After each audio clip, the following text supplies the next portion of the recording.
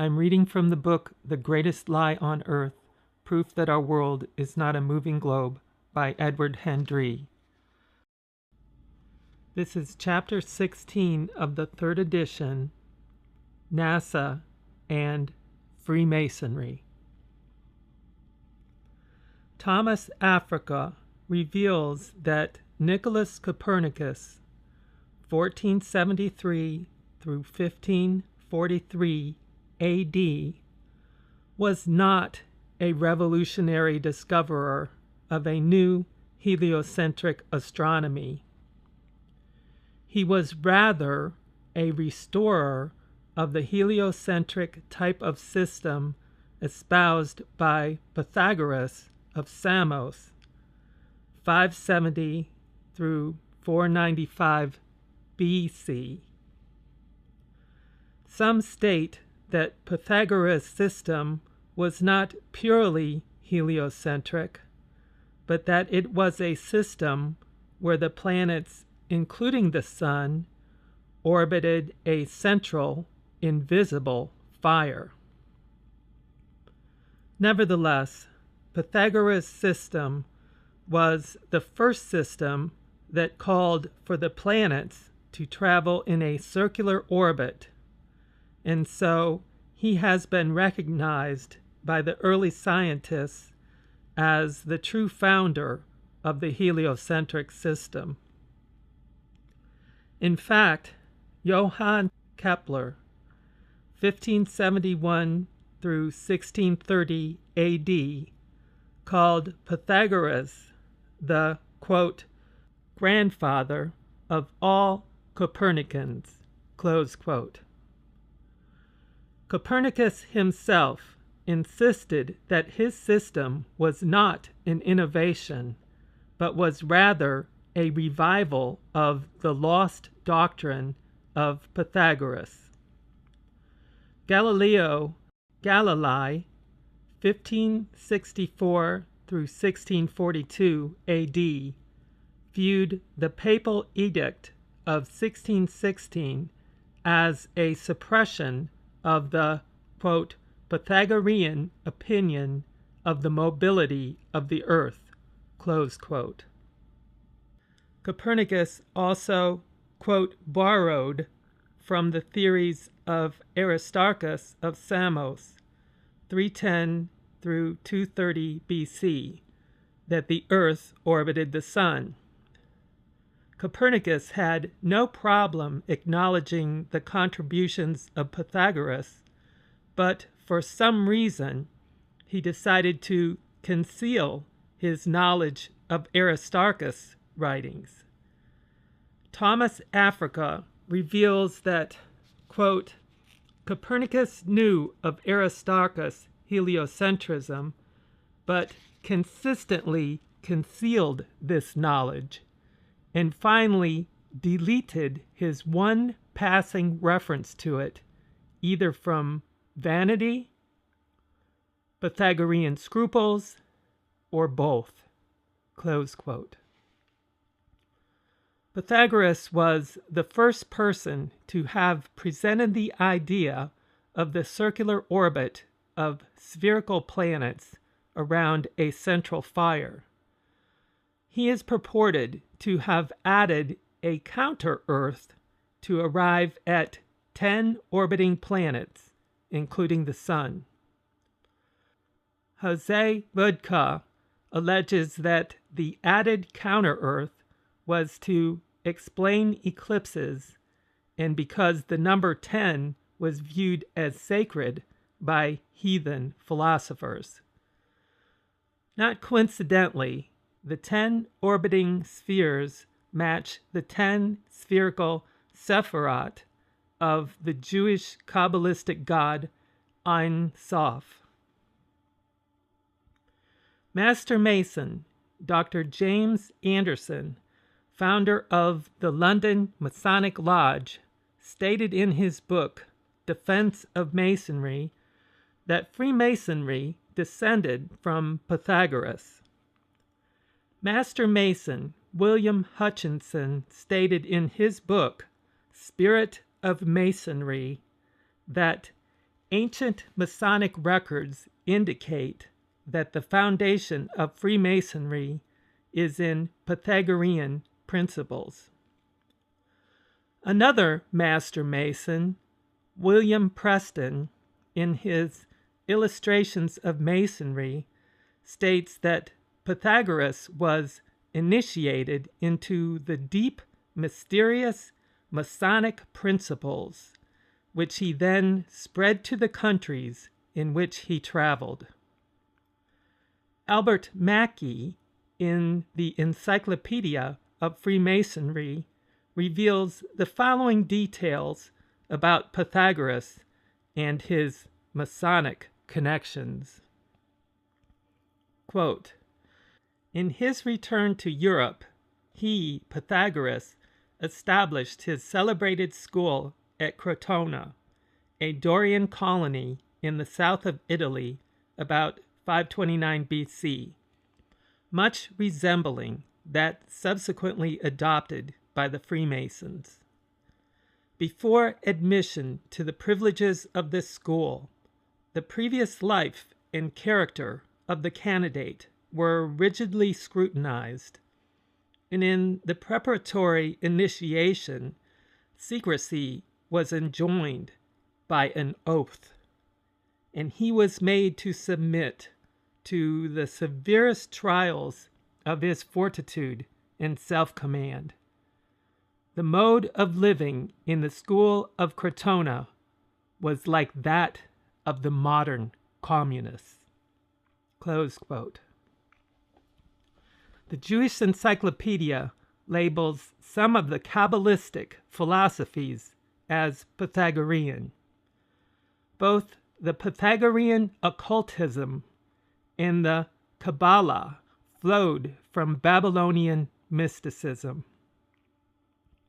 The Jewish Encyclopedia asserts that Gnosticism was Jewish in character and is of Chaldean, that is to say, Babylonian origin.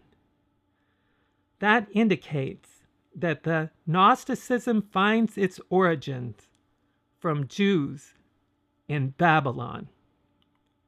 The Kabbalah is the written memorialization of the mysticism that was adopted by the Jews during their Babylonian captivity. The word Pythagorean is an adjective and seems to be used in the Jewish Encyclopedia to identify the kind of doctrines in the Kabbalah. They are of the same nature as Pythagorean doctrines.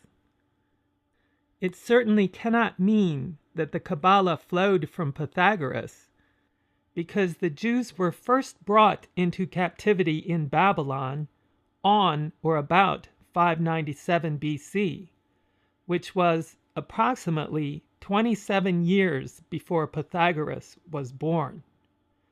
The Jews were released from their Babylonian captivity on or about 538 BC. Pythagoras was a Greek. He did not travel to Babylon until on or about 525 BC. Pythagoras was reportedly held captive there for 5 years. Iamblichus, born on or about 250 AD, who was a Syrian philosopher, writes that Pythagoras, quote, was transported by the followers of Cambyses as a prisoner of war. Whilst he was there, he gladly associated with the Magoi and was instructed in their sacred rites and learnt about a very mystical worship of the gods. He also reached the acme of perfection in arithmetic and music and the other mathematical sciences taught by the Babylonians. Close quote. Pythagoras could not have been the source of any of the doctrines in the Kabbalah, because by the time Pythagoras came on the scene, the Jews had already been held captive in Babylon, been introduced to the Babylonian occult mysteries and been released from their captivity. No doubt there were many Jewish mystics still in Babylon by the time that Pythagoras arrived. It is likely that at that time Pythagoras was initiated into the mysteries of what we know today as the Kabbalah. The Jewish Encyclopedia, by calling some of the Kabbalistic philosophies Pythagorean, seems to be more an homage to Pythagoras that is used to describe the nature of particular doctrines found in the Kabbalah. Indeed, when called upon to identify the source of the mysticism in the Kabbalah, the Jewish Encyclopedia stated unequivocally that Gnosticism is of Jewish character and is of, quote, Chaldean, that is to say, Babylonian origin, close quote. Certainly, there could have been some synergism in the interactions between the Kabbalistic Jews and Pythagoras, but that does not erase the truth that in the end, the philosophies of both the Jewish mystics and Pythagoras are rooted in occult Babylonianism. The fact that the Pythagorean theorem, for which Pythagoras is famous, was known by the Babylonians 1,000 years before Pythagoras testifies to the Babylonian origins of his philosophy. S. Pancoast, who was a physician to the infamous occult theosophist H. P. Blavatsky, states that Pythagoras was a Kabbalist of the highest order. He further states that the symbols of Masonry are Kabbalistic and were known to Pythagoras. Pancoast reveals that Pythagoras' initiation into the secrets of the Kabbalah led Pythagoras to the heliocentric philosophy. Quote, Pythagoras held that the sun is the center of the solar system around which all the planets revolve, that the stars are suns like ours, each the center of a system, that the earth revolves yearly around the sun and daily on its axis, that the planets are inhabited, and that they and the earth are ever revolving in regular order. Johann Reuchlin, 1455 through 1522, was a German humanist and a political counselor to the Chancellor of Germany. He was a classic scholar and an expert in the ancient languages and traditions, Latin, Greek, and Hebrew. Reuchlin was affiliated with the heads of the Platonic Academia, Della Mirandola, and others. Reuchlin confirmed that Pythagoras obtained his philosophy through the Jewish Kabbalah.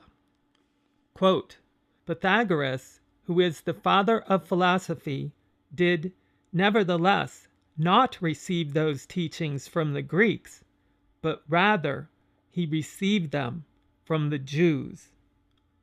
Therefore, he must be called a Kabbalist, and he himself was the first to convert the name Kabbalah, unknown to the Greeks, in the Greek name philosophy.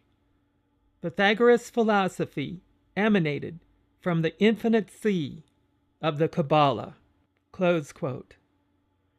Freemasonry can be traced to Pythagoras and is a religion that is founded upon the Jewish Kabbalah.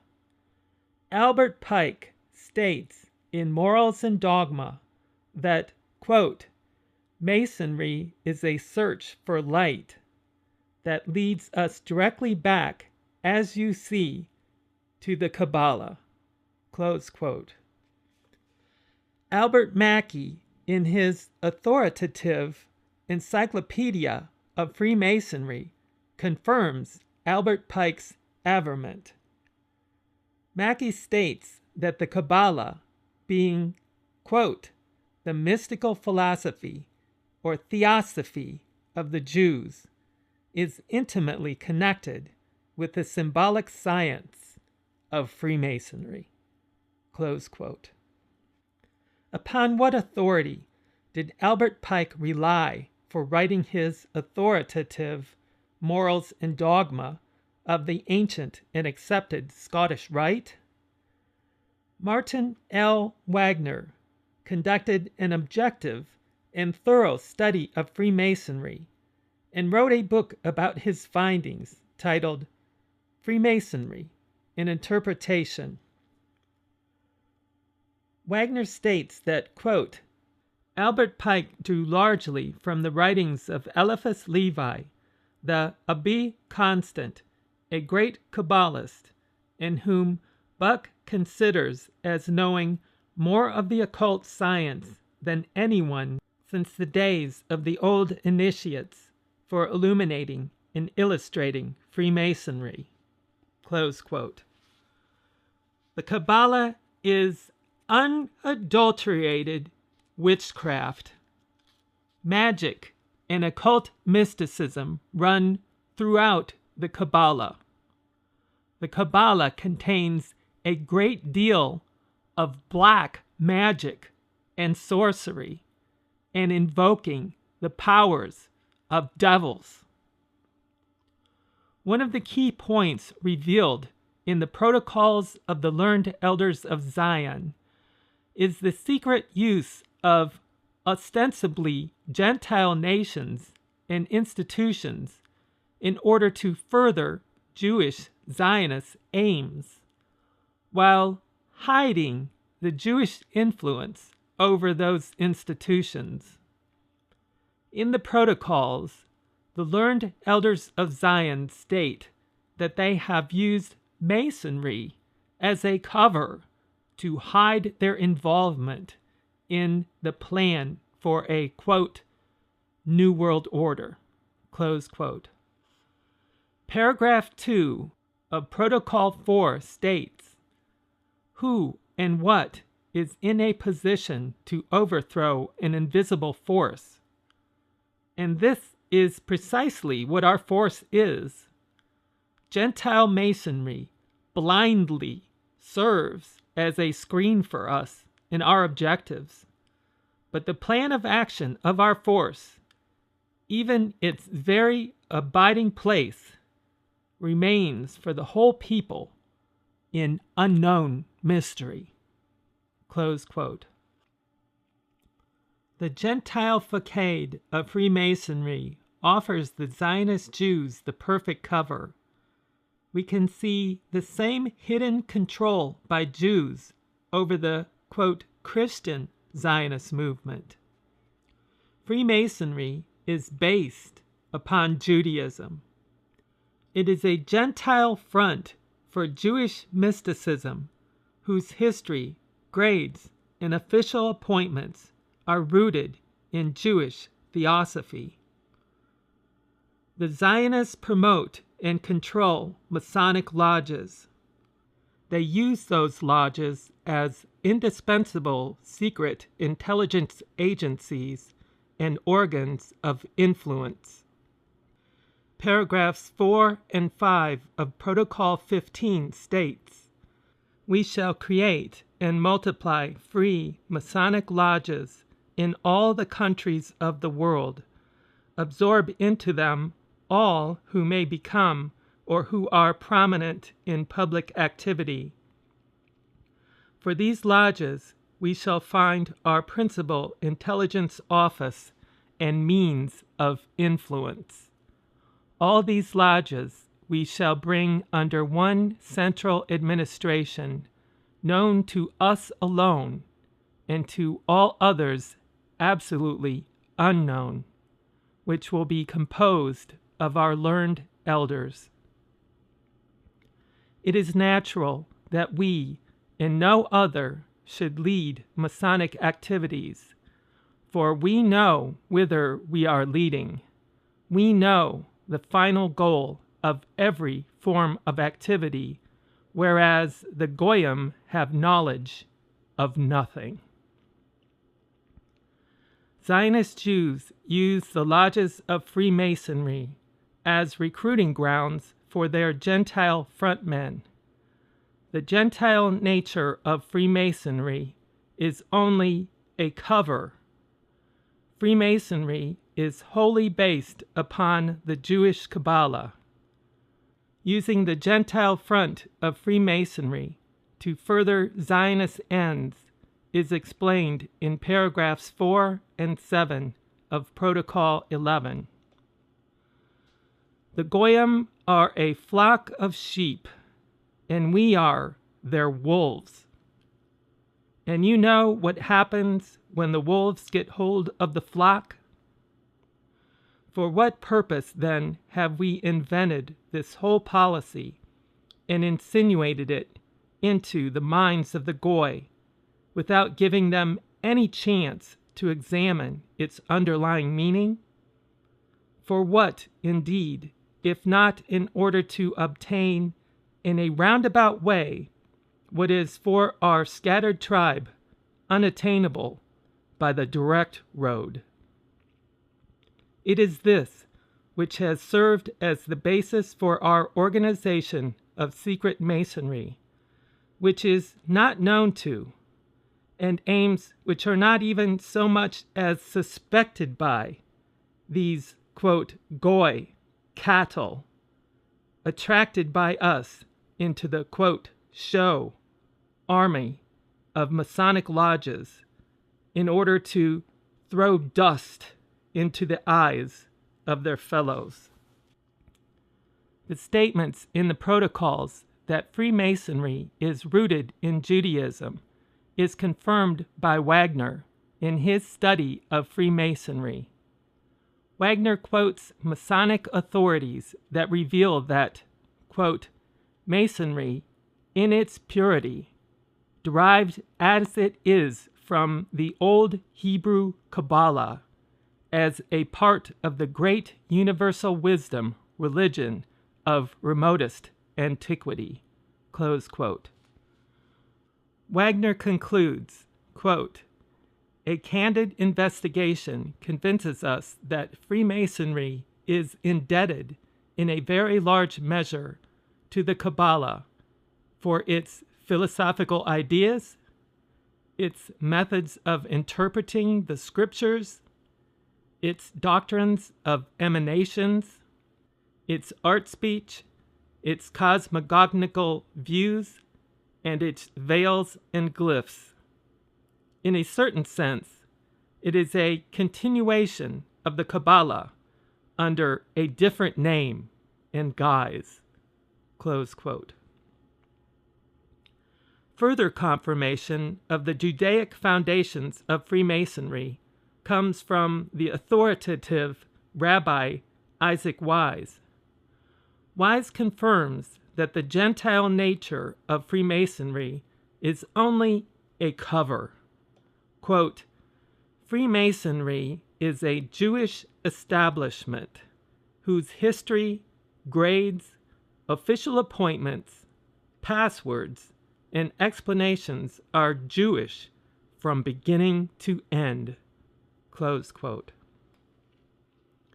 The October 28, 1927 Jewish Tribune of New York stated, quote, Masonry is based on Judaism. Eliminate the teachings of Judaism from the Masonic ritual, and what is left? Close quote. Michael Hoffman concluded, quote, it is from these Kabbalistic and Talmudic recondite doctrines of Judaism that the Freemasons and other occult workers of iniquity derive their beliefs. Close quote. Henry Makow describes Freemasonry as, quote, Judaism for Gentiles, close quote. Makow states that it is, quote, a way for the Kabbalistic Jewish elite to enlist Gentiles in their conspiracy. Close quote.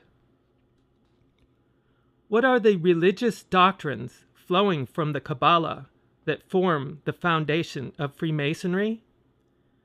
It is the worship of Lucifer. Albert Pike, the theological pontiff of Freemasonry, explains, quote, "That which we must say to a crowd is, we worship a God, but it is the God that one adores without superstition. To you, sovereign grand inspectors general, we say this, that you may repeat it to the brethren of the 32nd, 31st, and 30th degrees. The Masonic religion should be, by all of us initiates of the high degrees, maintained in the purity of the Luciferian doctrine. If Lucifer were not God, would Adonai, whose deeds prove his cruelty, perfidy, and hatred of man, barbarism, and repulsion for science, would Adonai and his priests calumniate him? Yes, Lucifer is God, and unfortunately, Adonai is also God. For the eternal law is that there is no light without shade, no beauty without ugliness, no white without black. For the absolute can only exist as two gods, darkness being necessary to the statue, and the brake to the locomotive. Thus, the doctrine of Satanism is heresy, and the true and pure philosophical religion is the belief in Lucifer, the equal of Adonai. But Lucifer, God of light and God of good, is struggling for humanity against Adonai, the God of darkness and evil. Close quote. Adonai is the Hebrew word used in the Old Testament that is the name for God and is translated into English in the Bible as, quote, Lord. Pike blasphemously calls God, quote, the God of darkness and evil, close quote. Pike calls Lucifer the, quote, God of good, close quote. Pike admits that Lucifer is the Masonic God of light. And no marvel, for Satan himself is transformed into an angel of light. 2 Corinthians 11:14. In his authoritative treatise, that is to this day the doctrinal Bible of Masonry, Morals and Dogma, Pike pays homage to the God of Freemasonry. Quote, Lucifer, the light bearer, strange and mysterious name to give to the spirit of darkness. Lucifer, the son of the morning. It is he who bears the light, and with its splendors intolerable, blinds feeble, sensual, or selfish souls? Doubt it not. Close quote. Lucifer's name, in fact, means, quote, light bearer, close quote. The Masonic initiation ceremonies finds the candidate repeatedly seeking more light. If the candidate reaches the highest degree of Freemasonry, he will be informed that the light he seeks is found in the light bearer, Lucifer, who is the God of Freemasonry. Manly P. Hall, 33rd degree Freemason and highly respected Masonic authority, explains that, quote, when the Mason learns that the key to the warrior on the block is the proper application of the dynamo of living power, he has learned the mystery of his craft. The seething energies of Lucifer are in his hands, and before he may step onward and upward, he must prove his ability to properly apply energy. Close quote. Heliocentrism is a fundamental tenet of the Kabbalah. Consequently, heliocentrism is central to Freemasonry. Many Masonic lodges throughout the world are named in honor of Copernicus. The following praise of Copernicus is from the 1843 Freemasons Quarterly Review. Quote, Copernicus and his successors in the study of the starry firmament have supplanted the art of astrology by proving that all the movements of the heavenly bodies tend to promote the honor and glory of the great architect of the universe. The link between heliocentrism and Freemasonry explains the close affiliation between Freemasonry and NASA. For example, James Edwin Webb, who was the NASA administrator from 1961 through 1968, was a Freemason. In the November 1969 edition of the Masonic magazine, The New Age, there appeared an article written by 33rd degree Freemason Kenneth S. Kleinneck, who was the manager of the Apollo program command and service modules, the deputy manager of the Gemini program, and the manager of Project Mercury. Kenneth S. Kleinneck, by the way, is the brother of C. Fred Kleinneck, 33rd degree Sovereign Grand Commander, the Supreme Consul, Mother Consul of the World, Southern Jurisdiction, USA, Washington. In the New Age article, Kenneth Kleinneck stated, quote, note how many of the astronauts themselves are brother Masons. Edwin E. Aldrin, Jr., L. Gordon Cooper, Jr., Don F. Isle, Walter M. Schirra, Thomas P. Stafford, Edgar D. Mitchell, and Paul J. Weitz. Before his tragic death in a flash fire at Cape Kennedy on January 27, 1967, Virgil I. Gus Grissom was a Mason too. Astronaut Gordon Cooper, during his epical Gemini 5 spaceflight in August of 1965, carried with him the official 33rd degree jewel and a Scottish Rite flag. Via the lunar plaque, the Masonic insignia and flag, and the Masonic astronauts themselves, Masonry already is in the space age.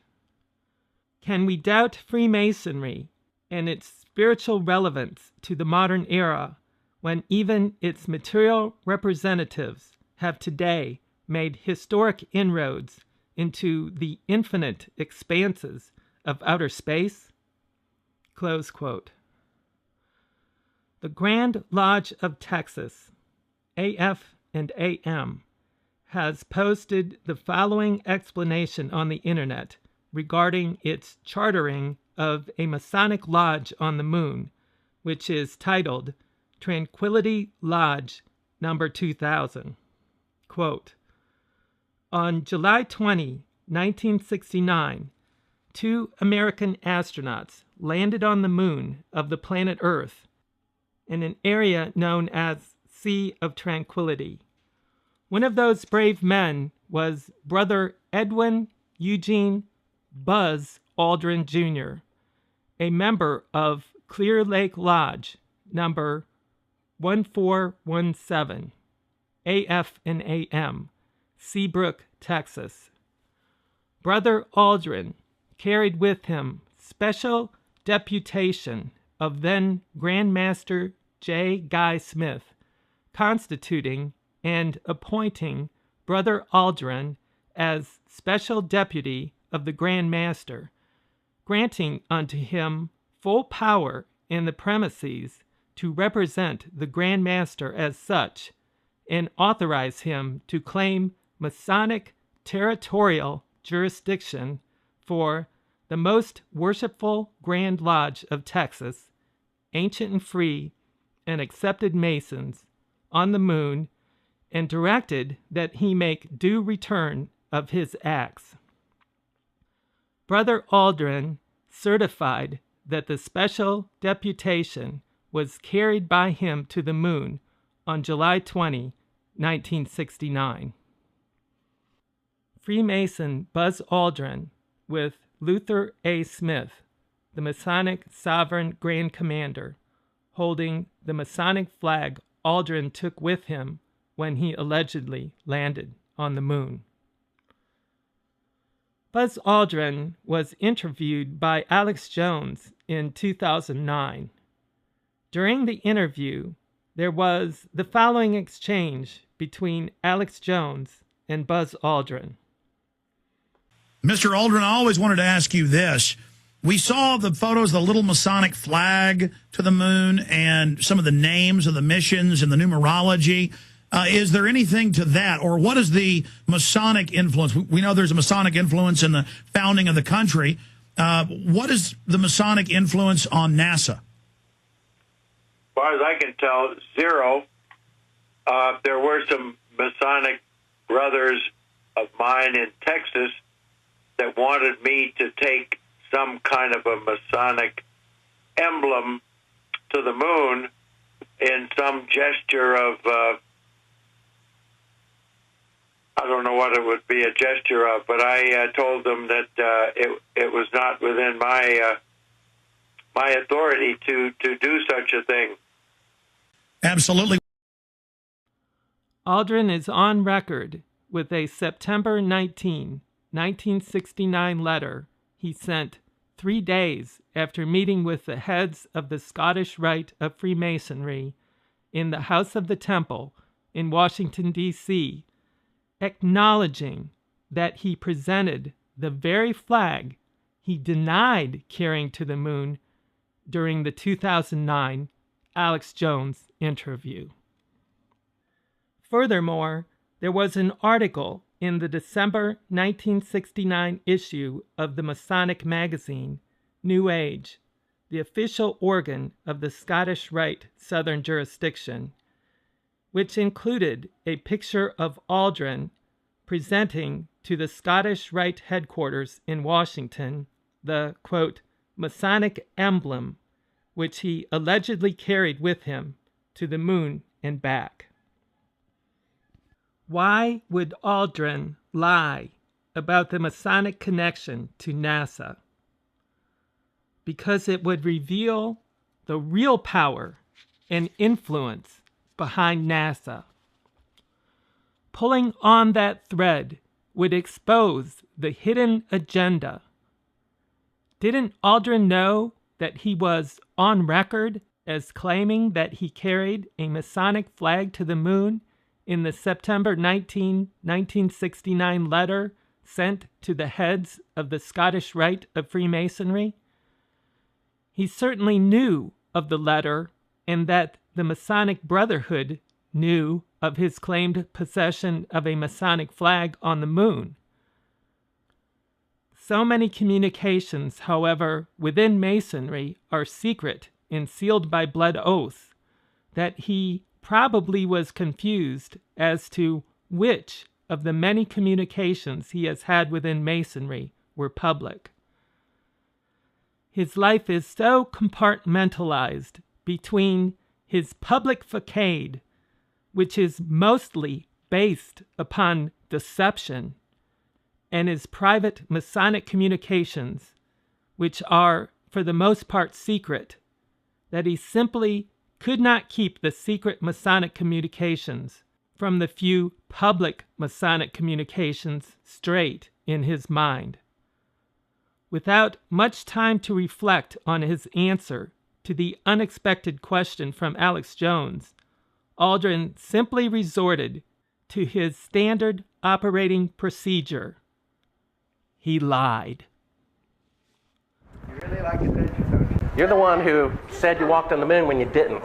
Calling the kettle black, if I ever thought of it. Saying I misrepresented myself. Away from me. You're a coward and a liar and a thief.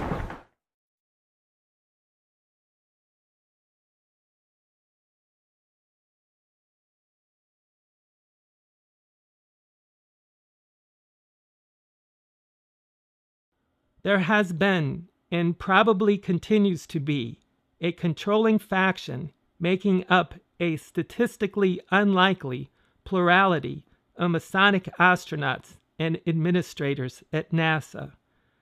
In fact, Kleinnecht's list of Masonic astronauts in his New Age article is by no means complete. For example, John Glenn Jr., Mercury 6, James Irwin, Apollo 15, and Fred Hayes, Apollo 13, all of whom were Freemasons, are missing from Kleinnecht's honor roll of astronaut Freemasons. Freemasons are very proud of their NASA connection. Aldrin's denial of any Masonic connection to NASA suggests that knowledge of the connection is to be kept within the Masonic Brotherhood. Below is a Masonic medallion struck in commemoration of the 10th anniversary of the Apollo 11 alleged moon landings. The following description of the medallion appears on the Phoenix Freemason Museum website. Quote, "This 1979 medallion was struck to commemorate the 10th anniversary of our flags on the moon. Many people were never aware that astronaut and brother Neil Armstrong carried aboard on his Apollo flight to the moon 2 flags. One was the American flag. The other was a flag designed by the Southern jurisdiction of the Scottish Rite, depicting the double-headed eagle emblem. This flag now resides in the museum collection of the Scottish Rite Museum at the House of the Temple. It is a spectacular three-dimensional medallion that measures 1 3/4 inches in diameter. It was made by the Medallic Art Company of Dansbury, Connecticut." Close quote. Richard Hoagland, who was a former science advisor to CBS News during the Apollo program from 1968 through 1971, alleges in his book, Dark Mission, The Secret History of NASA, that NASA is controlled by Freemasons, and from NASA's beginnings, it has had an occult underside that has been carefully concealed from the public. While Hoagland's statement is true, Bill Kaysing has good reason to believe that Hoagland is a shill working for NASA, who is trying to divert attention away from the fact that NASA never went to the moon. From 1956 to 1963, Kaysing was the head of technical publications for the entire propulsion laboratory at Rocketdyne, which was a research facility for the development of large liquid propellant rocket engines. Rocketdyne was a division of North American Aviation, and later of Rockwell International, which built the Saturn V rockets used in the NASA Apollo missions. While at Rocketdyne, Kaysing had top secret clearance, which gave him access to documents pertaining to the Mercury, Gemini, and Apollo programs. Kaysing became convinced by what he saw at Rocketdyne and subsequent research that the Apollo moon landings were a complete hoax. He set forth his evidence in a book first published in 1976 titled "We Never Went to the Moon: America's $30 billion Swindle."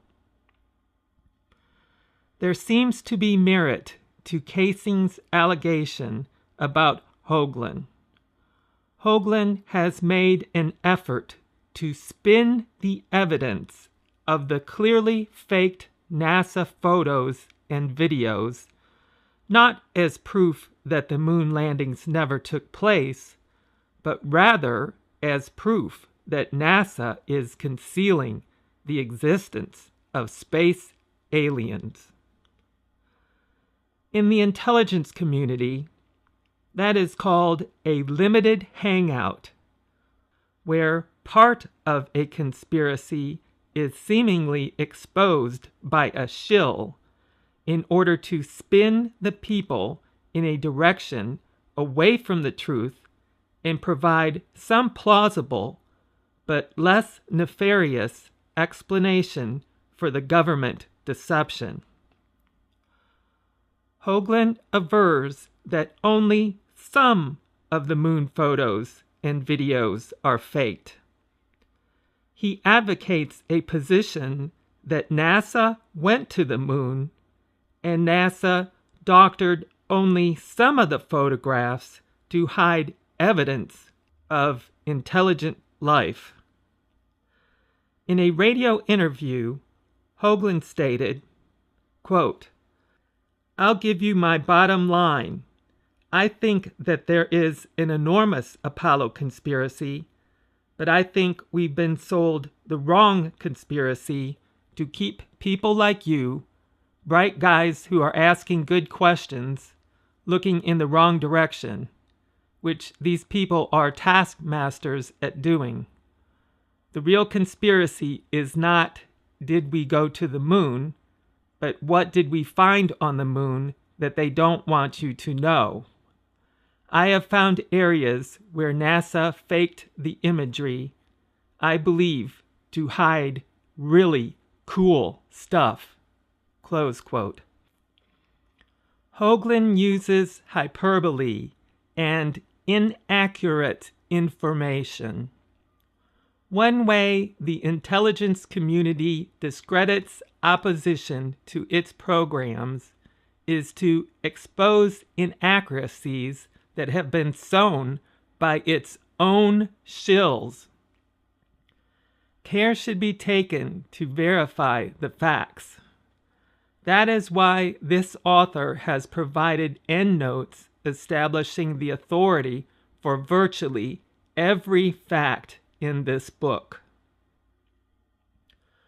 Hoagland presents some evidence that is true: the occult Masonic influence in NASA and the fake photos and videos, but then spins their significance away from the hoaxed moon landings and toward space aliens.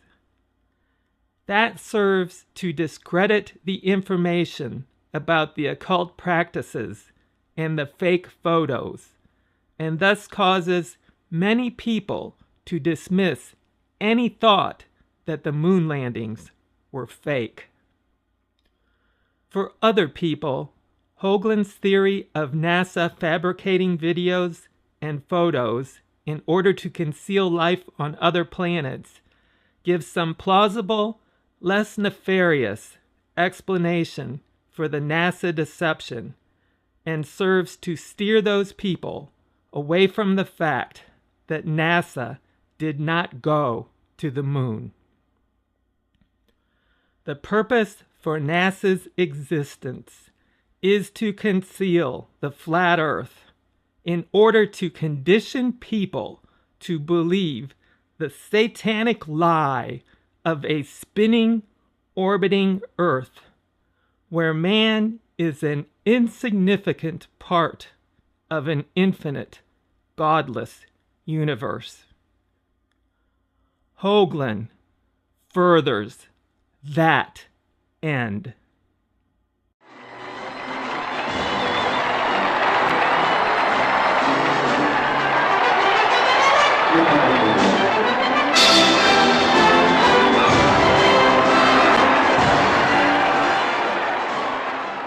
Most who have exposed the fraud of NASA seem to give little thought to motive behind faking the moon landings.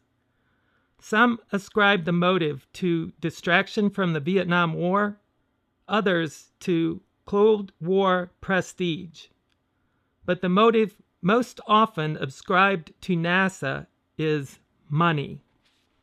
Certainly, NASA swindled multi-billions of dollars from the U.S. taxpayer. The money swindled was certainly profitable for those behind the moon landing hoax conspiracy.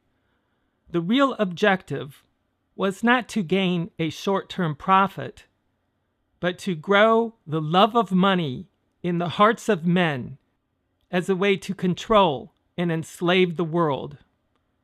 The love of money is the root of all evil. 1 Timothy 6:10. The love for money must be made to grow, and that is the motive behind the moon landing hoax. In order for the root of evil to grow deep into the soil, that soil must be tilled by the lie that there is no God. In order to grow the love for money in men's hearts, men must be convinced that there is no eternal consequences for lying, cheating, and stealing to get money.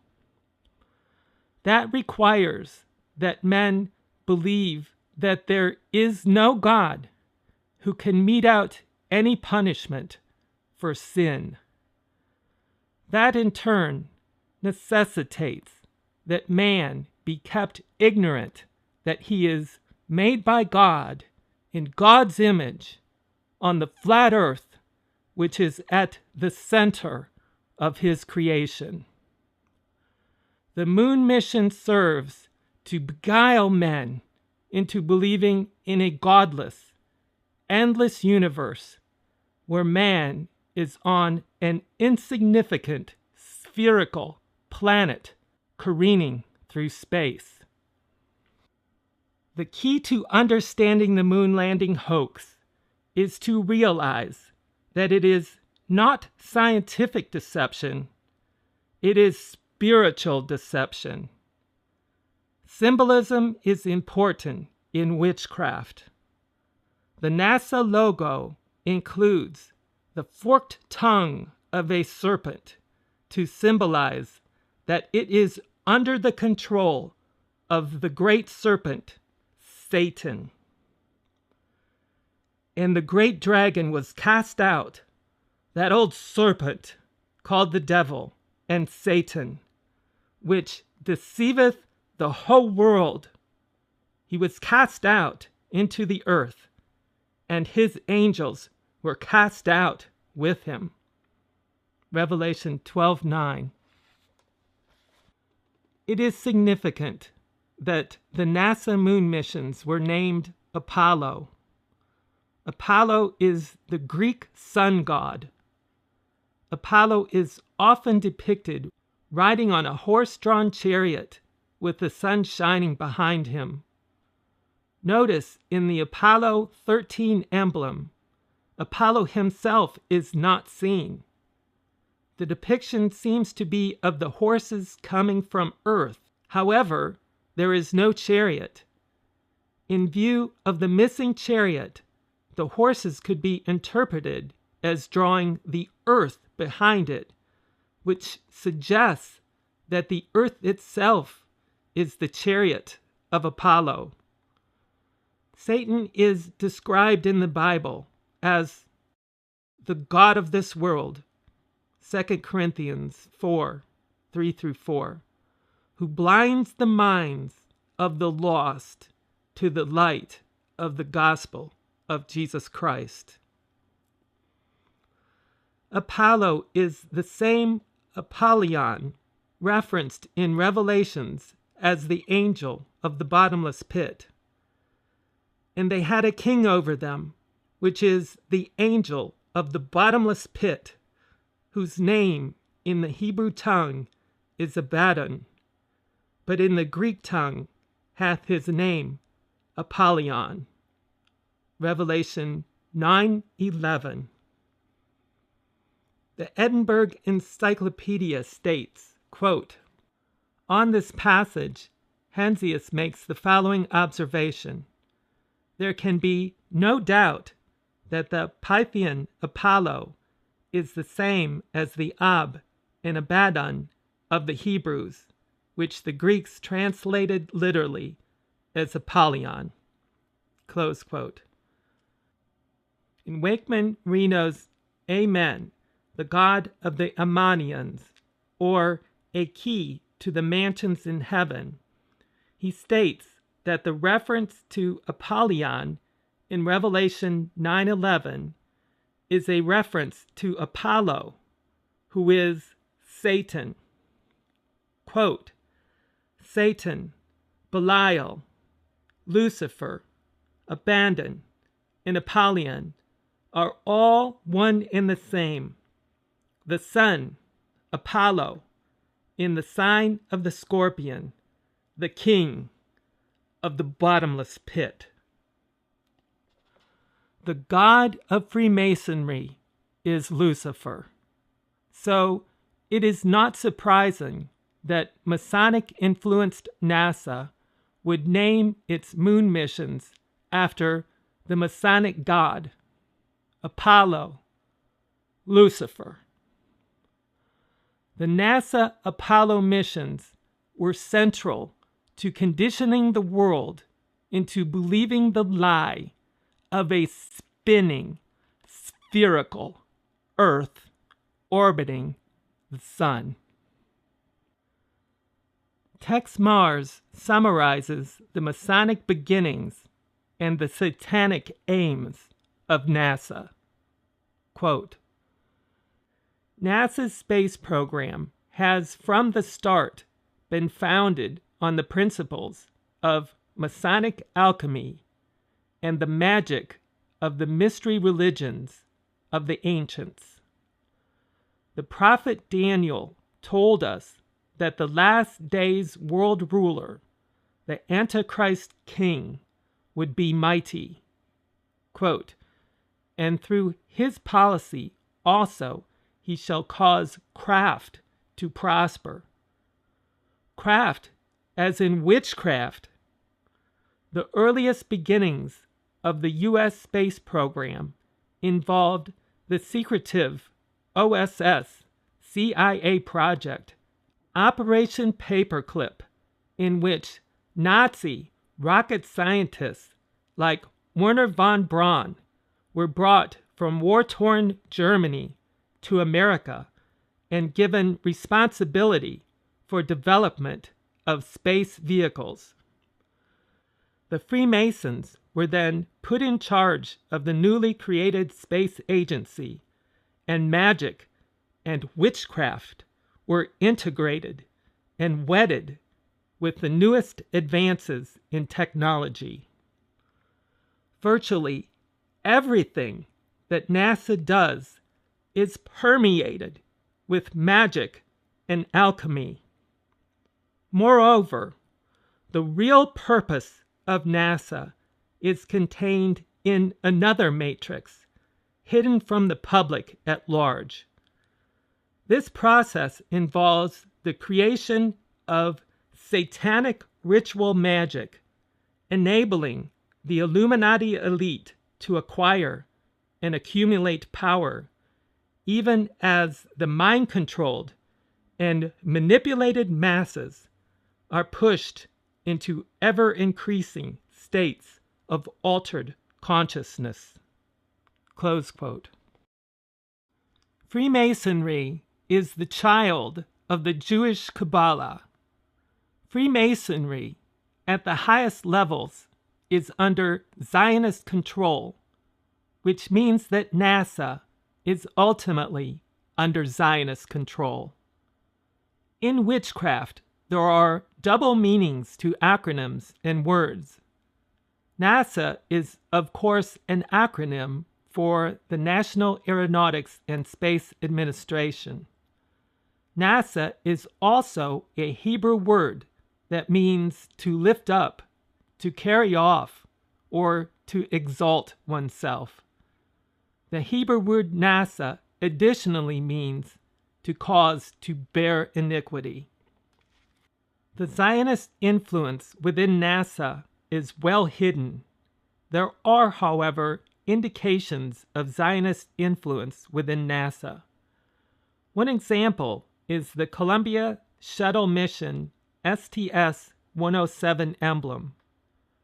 The Space Shuttle Mission STS-107 was a disastrous mission during which the Columbia Shuttle was destroyed when it allegedly re-entered the atmosphere on February 1st, 2003. It is the proper protocol for a commemorative emblem to display the flag of the host country along with the flag of a guest astronaut's country. The Columbia Shuttle Mission STS-107 emblem was notable for its glaring breach of proper protocol in that it displayed only the flag of the guest astronaut's country without displaying the flag of the host country, which was the United States. What country was the guest astronaut from? He was from Israel. The presence of the flag of Israel on the Columbia Shuttle Mission STS-107 emblem, without also including the flag of the United States, was intended as a not-so-subtle symbol of Israeli hegemony over NASA and the United States government. The inclusion of the flag of Israel and the exclusion of the U.S. flag is a portent of things to come. Israel will ultimately stab the U.S. in the back. Before Israel does that, it will milk the U.S. for all it can. Indeed, Israeli Prime Minister Benjamin Netanyahu was overheard by a CIA agent saying to his supporters after visiting Jonathan Pollard's jail cell that, quote, "Once we squeeze all we can out of the United States, it can dry up and blow away," close quote. Pollard is a Jewish spy who was caught spying on the U.S. for Israel. Rafi Eitan, who is a Mossad spy master, an advisor to Fidel Castro, and an Israeli cabinet minister, told one of Israel's largest daily newspaper, Yediot Aharonot, in June 1997, quote, "I failed in the Pollard affair, just as I failed in other intelligence operations beyond enemy lines," close quote. Eitan's statement indicates that Israel considers the United States an enemy. For more information on the duplicity of Israel, read this author's book, 9/11, Enemies, foreign and domestic. NASA and the Israel Space Agency, ISA, for a long time have had a very close working relationship. For example, in 1986, NASA and ISA entered into a formal agreement to share technology. That agreement is the means by which massive amounts of highly sensitive technology developed by NASA at taxpayer expense is handed over to Israel. Interestingly, the American-Israeli Cooperative Enterprise revealed that in October 1999, Ben-Gurion University researchers joined an international project to map the Earth sponsored by NASA, the German space agency DARA, and the Italian space agency ASI. Certainly, that Earth mapping project is all part of the international effort to conceal the flat Earth. The alleged NASA Curiosity rover mission to Mars in November 2011 is claimed by Israel to have included an Israeli-manufactured refrigerator. Israel is interested in obtaining technology from NASA, and NASA is all too obliging. That explains, for example, Israel's hosting of the 2015 International Astronautical Conference, IAC, which was held in Jerusalem. At that conference, Israel announced yet another partnership between the Israel Space Agency, ISA, and NASA, which involves, quote, joint missions, personnel and scientific data exchanges, ground-based research facilities. The technology sharing agreements with the U.S. are on their face bilateral, but in fact are one-sided. Make no mistake about it, Israel has advanced technology, but it has very little to share with the U.S. Virtually all of Israel's technology has been given to it by or stolen from another country, usually the U.S. Israel, however, does share technology obtained from the U.S. with other like-minded countries. There has been a long, albeit secretive, history of mutual cooperation between Communist China and Israel in the development of nuclear and other military weapons. In fact, Israel has been cited as one of the primary conduits for the flow of U.S. and other Western technologies to Communist China. No one who is a patriotic American would ever enter into the one-sided technology sharing agreements with Israel. The one-sided agreements were ratified by NASA officials because Israel controls NASA. Masonic officials at NASA simply go along with whatever Israel wants. Israel Space Agency is not truly a space agency. It is an intelligence agency whose purpose is to obtain as much U.S. technology as it can get. The technology sharing agreements between the NASA and ISA are in reality technology handover agreements, where U.S. advanced technology is delivered to Israel. For a more complete explanation of Israel's hegemony over the U.S. government, read this author's book, Bloody Zion.